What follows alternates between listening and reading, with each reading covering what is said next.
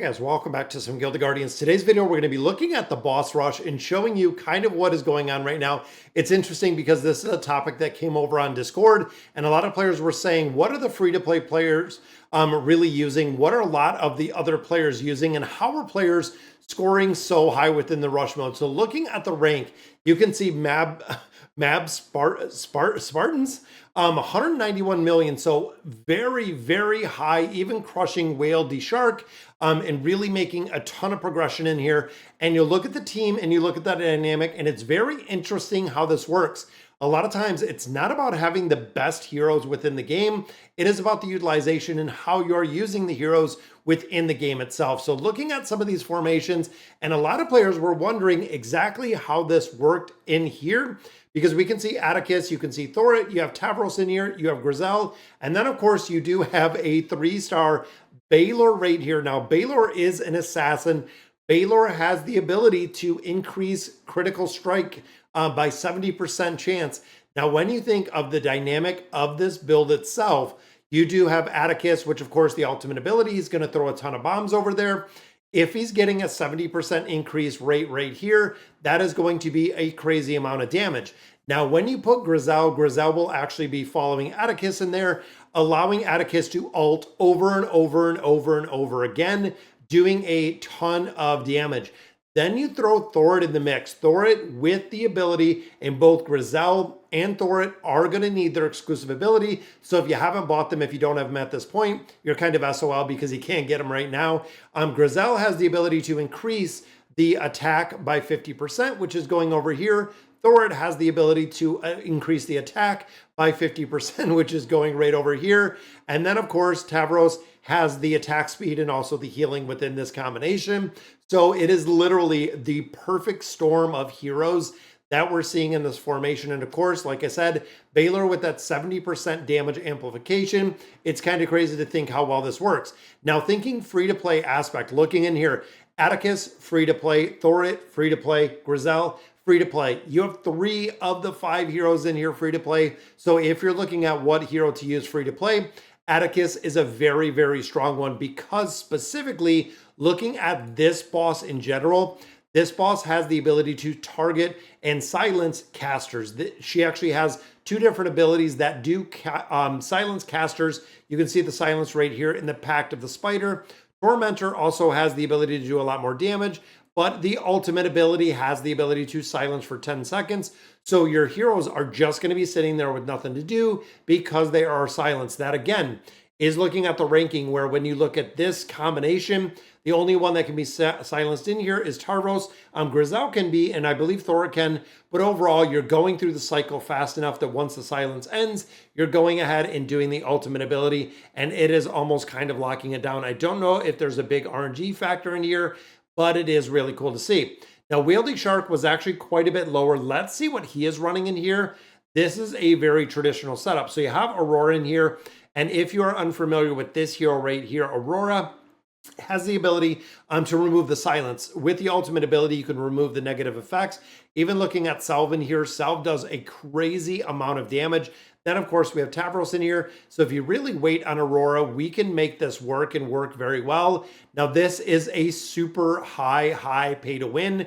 Thinking of the cost of building out Salve, thinking about the cost to build out all these heroes to this 15 enlightenment, it is super expensive. That is why he is a whale in general.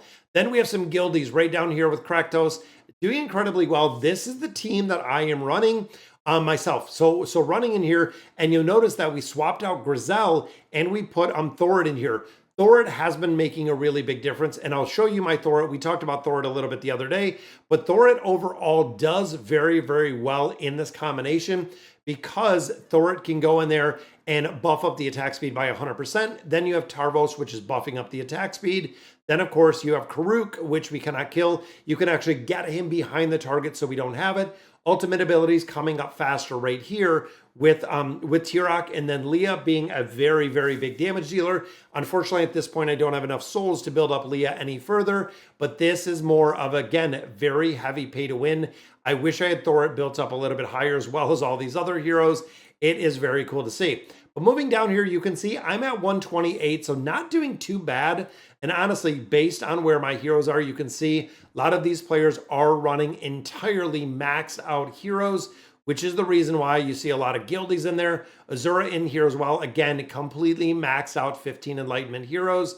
I'm not saying exactly where they're falling with the with the rest of it with the Radiance, but you can see once you start getting into a lower level like I am 128, you can actually start getting into combinations that do work very well that we're not seeing as much of the build out rate here. 14, 10, 10, 15 max out right there. So again, as you continue and as you start kind of going down here, you can see that the heroes do get a little more reasonable when it comes to the build itself. Now, like we were saying with Thorit, now the two, and I've been buying all of the exclusive items out of here because when you're coming down here and you're looking at Thorit, this is a really strong hero. And the big thing in here is this one.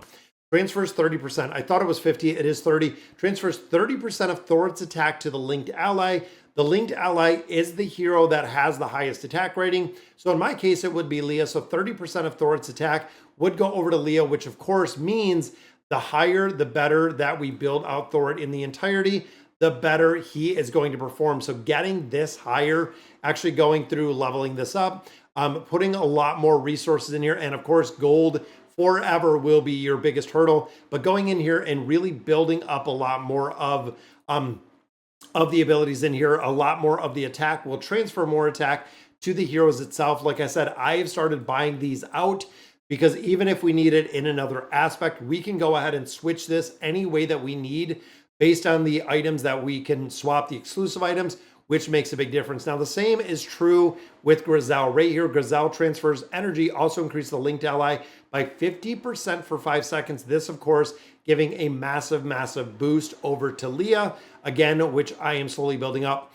Now, what we were talking about, the exclusive items, looking at the inventory and having the ability to get these legendary refinement stones, and also right here with the epic refinement stones, is if we have the item. So looking here, I have been buying out and really picking up all of these exclusive artifacts because there is such a big RNG factor in this game that we could see like a Deimos or even a Brund that comes literally out of nowhere that we have the ability to see it. Now, a lot of players also got burned with the rest of the relics, like I said, with Atticus and a few other ones. If you didn't initially buy the relic, like we were talking, the exclusive item, when you come over to the Endless Store, you don't have the ability to get it. We bought all 5 of these out of here. Epic Gear, we did the exact same. We bought all 5, still got 42,000 of our coins, the Divine Seals left.